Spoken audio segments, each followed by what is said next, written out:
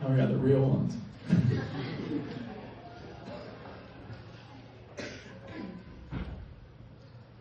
So, when you miss a submission, UAL makes you write a form.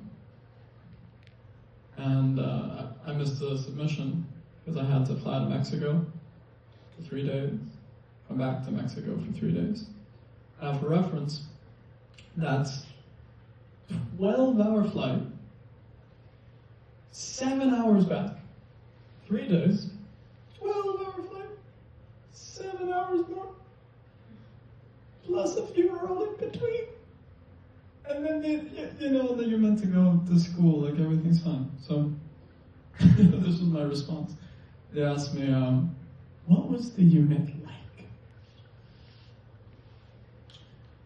This assignment felt like a never-ending tragic joke. Please let me explain. It's 10 a.m. when my teammates tell me they've decided the housing crisis in London is a social justice theme we'll be exploring. I was underwater.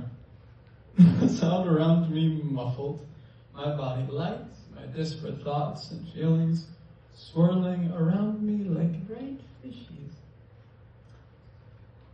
I felt floating vastness, the soft depth of an ocean's darkness. I'm poetically describing my overwhelmed disassociation, sitting there surrounded by my peers, because I'm at the point where my vivid thoughts might be characterized as light hallucinations by a professional. We were asked to describe our homes and our upbringing. Perfectly tender question any remotely functional adult should be able to answer easily, and normally that would be me. But today, it seems especially cruel. So I drone. I'm a Mexican man, son of a senior partner, corporate lawyer, in an international firm. I attended a school in Mexico called Eton.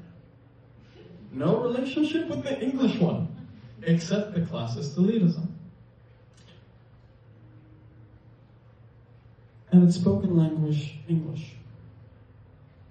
I was raised in English-speaking schools, taught by Canadian and English teachers, spent summers in American camps, consumed American media. I was raised in enclaves, gated communities guarded by men, in military uniform, armed with guns, with security checkpoints, security cameras, guard dogs. I moved between walled dystopias constructed for an internationalized Mexican elite minority. I come from a country where 60% of the people work within something called the informal economy, meaning their jobs are not recognized or protected by the government, where 40% live in poverty and 10% live in extreme poverty.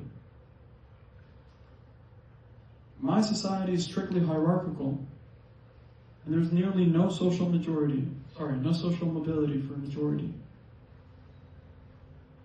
Now, an audacious fraction of less than 5% of people refer to themselves jokingly as whitesickins, aligning themselves most with fetishized Anglo-European values and culture.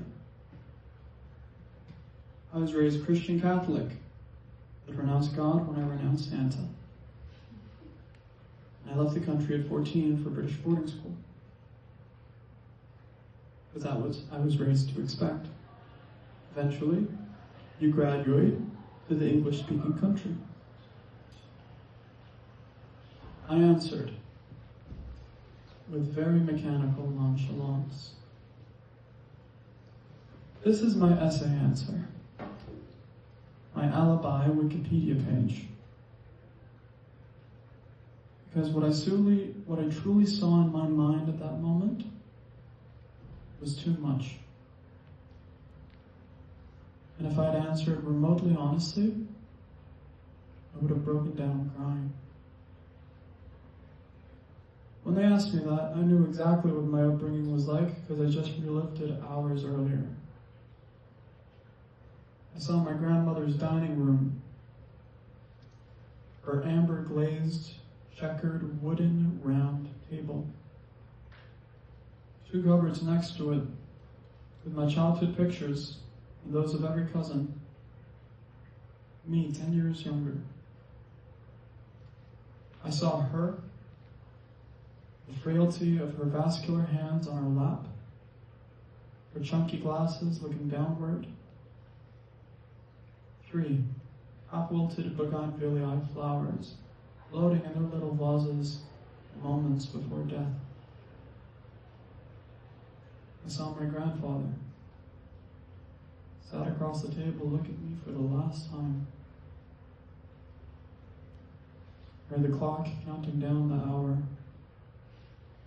when he would walk down to his room, held by his 4 sons, through a hallway with pictures of his ancestors, where his would hang a day after,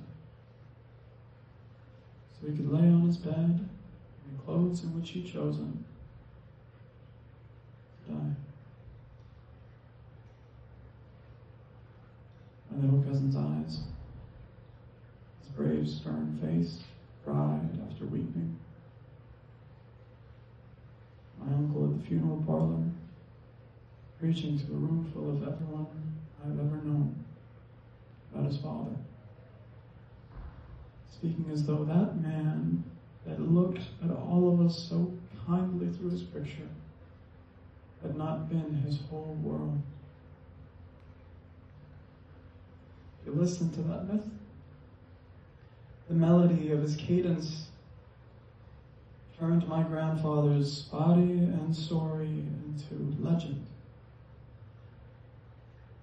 His belief was suspended, and for a moment he was eternal. Here, I often feel like a myth to myself. In London, a strange man called Martin, from a strange place called Mexico. Even here, now I can't share my home with you, patient reader, as much as I may try. But there, dozens of bodies clung to mine. Beloved people I had not seen in almost a decade held me as their own. As though my body were the same one that left to England all of those years ago. As though time couldn't matter. When they hugged me, it felt like we were defying death itself. We're making a testament to survival. And I felt like a real person with a blood and bone existence and a history.